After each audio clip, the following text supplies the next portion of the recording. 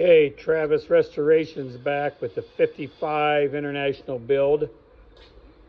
Got the motor in now.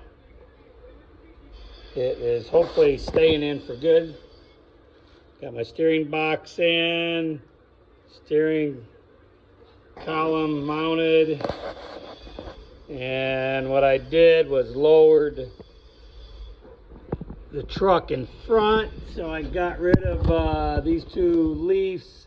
Used to be at the bottom, so now they're at the top just as a shim, and then that helped me out a great deal because it lowered the front of the truck down, which it desperately needed. It was setting too high, and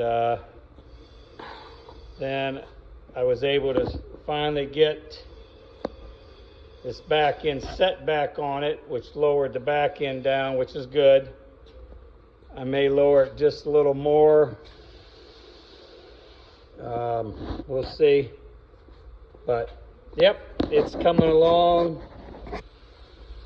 And I'm finally getting it back together. I got windshield in, the two windows in back done. All I got to do now is do the wing windows. I got the glass for it. And so yeah, it's coming along. So thanks for watching.